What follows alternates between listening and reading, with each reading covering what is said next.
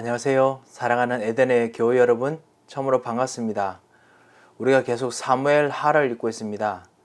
지금 다윗 왕을 통해서 그 참 왕이신 예수 그리스도께서 우리를 위해서 어떻게 역사하시고 일하셨는지를 알 수 있는 어떤 그림자 같은 부분을 많이 우리가 발견할 수 있습니다. 오늘은 다윗이 암몬 족속과 싸우게 됩니다. 원래 아버지 암몬 자손하고는요, 그래도 되게 많이 친했습니다. 아시다시피 다윗이 도망칠 때 사실 도움도 좀 주고 했었거든요. 그런데 역시 적은 적입니다. 가나안 땅의 다른 족속들은 이상하게 준비된 사람이 가끔씩 있음에도 불구하고 적입니다. 그게 참 이상한 묘한 세상의 이치지요. 현장에도 마찬가지입니다. 분명히 여러분과 정말 편하게 지낼 수 있는데요, 이상하게 여러분을 힘들게 하는 사람들이 있을 수 있습니다. 왜 그럴까요? 그 배후에 무엇인가 있기 때문에 그렇습니다. 그 배후에 그 흑암이 있기 때문에 그렇습니다. 다윗이 이것을 알고 있습니다. 그래서 오늘 참 왕이신 예수 그리스도께서 어떻게 역사하셨는지, 그리고 어떻게 우리 현장을 보고 계시는지를 이해하기 위해서 다윗이 어떻게 자기 주변 현장을 이해하고 어떻게 대처했는지 한번 알고자 합니다. 오늘 10장 별로 길지 않습니다. 1절부터 시작해서요, 마지막 19절 말씀까지 우리 같이 한번 읽어보도록 하겠습니다.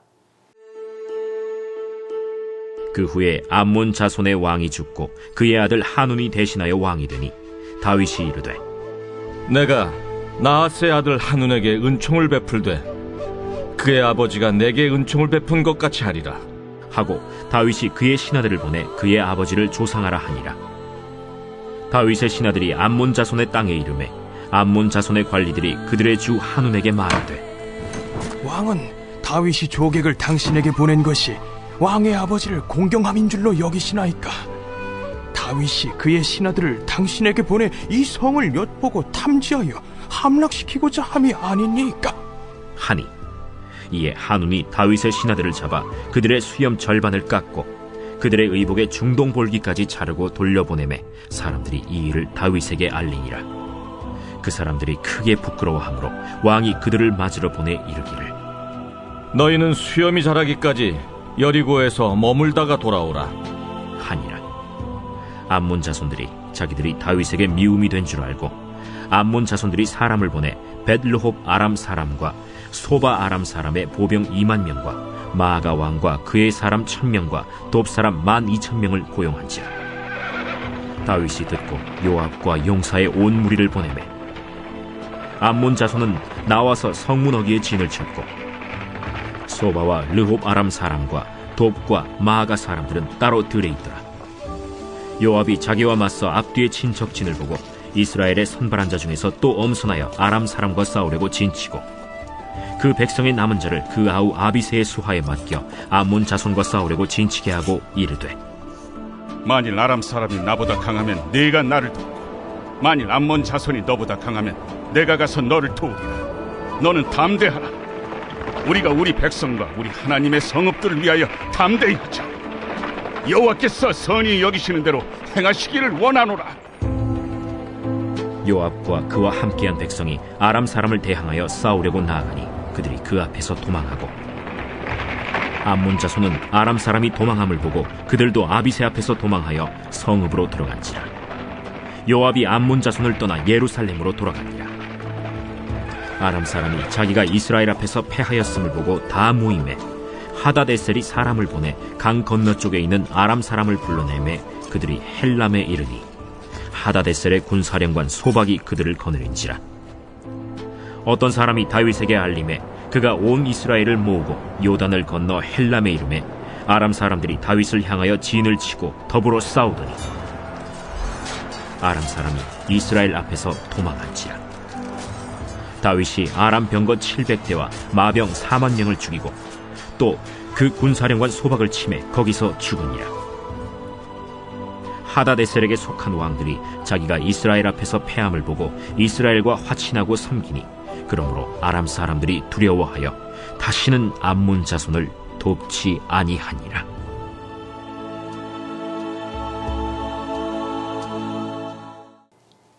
자, 1절에 보면 이제 암몬 자손 왕이 죽고 그때 나하스였죠. 나하스와 다윗 그 이스라엘은 그래도 외교적으로 화친 관계였습니다. 그래서 그 아들 한운이 왕이 되니까 아무래도 그 왕의 즉위식이 있었겠죠. 거기 이제 사절단을 보낸 것 같습니다. 그래서 그 은총을 베풉니다. 그러면서 그의 아버지가 내게 은총을 베푼 같이 하리라 라고 하면서 아버지를 죄송합니다. 즉위식이 아니고 그 장례식에 갔지요. 아버지를 조상하지요. 그 몰래 화친 조약으로 잘 지냈음에도 불구하고 이 화친이 여기 보면은 은총을 베푼 것처럼이라고 했는데 그 친절함 같지는 않고요. 원래 그 무비보셋과는 그 친절함, 신실함의 어떤 그런 어떤 그 은총이었는데 여기서 말하는 은총은 아무래도 외교 조약 같은 그런 것 통해서 생기는 어떤 친절함 같습니다. 그래서 자비하고 좀 약간 좀 거리가 멀지만요. 여전히 신실하다. 다른 나라와도 언약의 관계에 기반해서 신실하게 내가 행동하겠다라고 이야기를 하지요. 하나님께서는 세상 사람과 바깥 사람에 대해서도 예수 그리스도께서 우리 속에 계실 때 그리스도께서는 세상 사람과 바깥 사람에 대해서도요. 언약의 관계 때문에 세상 사람들을 그 신실하게 대하십니다. 신실하게 은총을 베푸십니다. 그것이 이제 예수 그리스도께서 하시는 일이죠. 그래서 그렇게 나갔는데요. 3절에 보면은 다윗이 조객을 보낸 이유는 그 왕의 아버지를 공경함이 아니라 이 성을 엿봐서 함락시키려 합니다. 라고 이야기를 합니다. 그래서 암몬 자손에게 뭔가 겁을 준, 그 한운에게 겁을 주는 인포메이션을 주죠. 그래서 한운이 자기가 그 암몬 자손이 실제로 그 완전히 자기들이 전쟁에서 완전히 전쟁을 일으킨 만큼 커다란 외교적인 신뢰를 행합니다. 그럴 만한 이유가 있겠죠. 위에 벌써 모압성을 바로 이 암몬 자손이 있는 그 지역 바로 밑에가 바로 모압인데요. 모압을 사실 전장에서 완전히 함락시켰잖아요. 그리고 지금 조객을 보내니까 그렇게 여길 수밖에 없겠지요. 반대로 말하면요. 예수 그리스도의 사람들이 현장에서 예수 그리스도로 계속 정복하고 그 다음에 서서히 현장을 정복하잖아요. 그러면은 현장 사람들이 곱게 안 봅니다. 반드시 자기 유익을 따라서 움직이는 것처럼 그렇게 봅니다. 그래도 상관없습니다. 언약 따라서 신실하게 움직이는 사람들에게 하나님께서 역사하십니다. 그렇게 지내면은 첫 번째 있는 일은 뭐냐? 내가 먼저 모욕을 당합니다. 수치를 당합니다. 이 한운이 다윗의 신하를 잡아서 그들의 수염 절반 깎고 의복의 중동볼까지 자르고 돌려보냅니다. 완전히 수치를 줍니다. 그래서 다윗 왕까지도 너희는 수염이 자라기까지 여리고에서 머물다가 돌아오라 라고 할 만큼 정말 완벽한 수치를 주었지요. 수치를 줍니다. 우리가 이번에 말씀을 그 강단 말씀에 들었는 것처럼요. 그리스도를 주로 삼아서 정말 말씀의 앞에 같이 말씀의 능력을 증거하려고 섰을 때 그때 수치, 연약함들을 사람들이 자꾸만 누르고 찌릅니다. 하지만은 그때 하나님께서 예수 그리스도께서 우리의 왕이 되셔서 역사하고 계신다는 것도 잊으시면 안 됩니다. 다윗이 전쟁을 시작하지 않습니다. 주변 사람들이 암몬 자손들이 미리 겁먹고 이제 본격적으로 전쟁을 시작합니다. 그래서 다윗에게 미움이 된 줄 알고 6절에 보면 암몬 자손들이 사람 보내서 곳곳에 있는 아람 사람들을 불러 모읍니다. 벳로흡 아람 사람, 소바 아람 사람, 그 다음에 마아가 왕, 그 사람 1000명, 그 다음에 돕 사람, 다 아람 사람들이거든요. 아람 사람들을 다 부릅니다. 그때 모압을 점령하고 난 후에 사실 이제 아랍까지 막 이제 이야기를 해서 막 이야기합니다. 아람 사람들을 불러 모읍니다. 돈을 주고 했지요. 그래서 다윗이 요압과 용사의 온무리, 요압이 군대 장관이죠. 그래서 보냅니다. 암몬 자산은 성문 어귀에 진을 쳤고 그리고 소바, 르홉 아람 사람과 독과 마가 사람들은 따로 들어있더라. 이게 성을 앞뒤로 포위 다 하고 있습니다. 요압이 신앙 고백합니다. 9절에 보면 자기와 맞서 앞뒤에 친 적진을 보고 이스라엘의 선발한 중에서 또 엄선해요. 아람 사람과 싸우려고 진을 진치고 아람 사람과 싸우려고 합니다. 그리고 암몬 자손과 싸우는 사람들은 백성의 남은 사람들과 싸우려고 합니다. 그러면서 아비새와 같이 이야기합니다. 아람 사람이 강하면 내가 나를 돕고 암몬 사람이 너보다 강하면 내가 너를 가서 도울 것이다 라고 이야기합니다. 그러면서 12절을 보면 이런 일 속에서 담대하라. 우리가 우리 백성과 우리 하나님의 성읍들을 위하여 담대히 하자. 여호와께서 선히 여기시는 대로 행하기를 원하노라. 하나님께서 선히 여기신 방법대로 우리가 가자. 그렇게 하기를 원하노라. 우린 최선을 다하자라고 이야기합니다. 이것이 이제 믿음 있는 사람들의 모습이죠.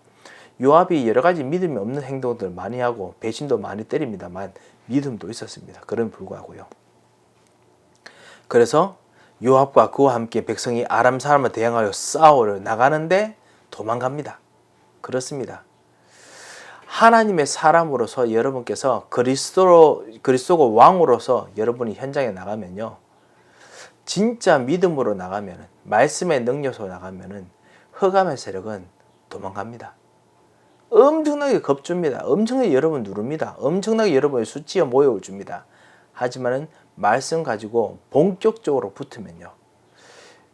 그 정시 예배로 본격적으로 붙으면 흑암 도망갑니다.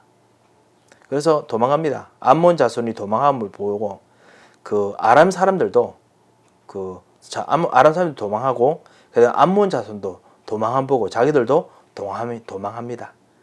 그래서 다들 이제 요압이 암몬 자손을 떠나서 예루살렘에 다시 돌아옵니다. 아람 사람이 자기가 이스라엘 앞에서 패했음을 보고 하달 에셀이 사람을 보내. 아람 사람들이죠. 강 건너쪽에 있는 아람 사람을 불러내매 그들이 이제 하달 에셀의 군사령관 소박이 그들을 거느리고, 그래서 하닷 에셀이 이제 싸움을 합니다. 자기들도 위험한 게 생겼거든요. 그 이야기가 아까 사실은 8장에 미리 나왔었지요. 그래서 다시 서로 싸우는데 아람 사람이 이스라엘 앞에서 다 도망칩니다. 그래서 그 군사령관 소박까지 다 쳐서 죽습니다. 분명히 그 암몬 자손이 싸움을 시작했는데요. 그보다 더 숨어있는 적들이 뭐였느냐, 제일 위험한 적이 뭐였느냐, 사실 아람 사람들이었습니다. 아람 사람들이 뭉쳐가지고 완벽하게 이번 기회에 끝을 내려고 덤벼듭니다. 반드시 현장에 숨어있는 적들이 있습니다. 뭐 아람 사람을 숨어있는 적으로 여기는 그건 아닙니다만 현장에 꼭 이런 어떤 패턴이 있습니다. 현장에서 여러분 하여금 그 실제로 일어난 적이 아니라 그 배후에 있는 진짜 적이 나중에 나타나서 여러분을 정말 힘들게 합니다. 그때 똑같이 영적인 싸움을 하는 그리스도 이름으로 여러분께서 본격적으로 영적인 힘을 정말 누리는 정식기도 그리스도의 말씀의 능력을 가지고 진짜 살면요. 그리고 그 현장에 부딪히면은 현장에서 이깁니다. 다윗왕이 이것을 알았습니다. 이 진짜 적과 싸움 이깁니다. 진짜 적과 싸울 이길 수 있는 능력이 벌써 있었겠죠. 하나님께서 주셨겠지요. 그거를 가지고 이깁니다. 그래서 19절에 보면 하달 에서에게 속한 왕들이 자기가 이스라엘 앞에서 패함을 보고 이스라엘과 화친하여 섬기니 그러므로 아람 사람들이 두려워하여 다시는 암몬 자손을 돕지 아니하니라. 완전히 아람 사람들을 완전히 이기고 암몬 사람들도 완전히 굴복하게 만듭니다. 우리의 왕 되신 예수 그리스도께서는 이와 같이 여러분에게 실제로 도우시려고 역사하십니다. 무엇이 정말 두렵습니까? 그리스도께서 우리의 주인이 안 되면은 우리도 두렵습니다.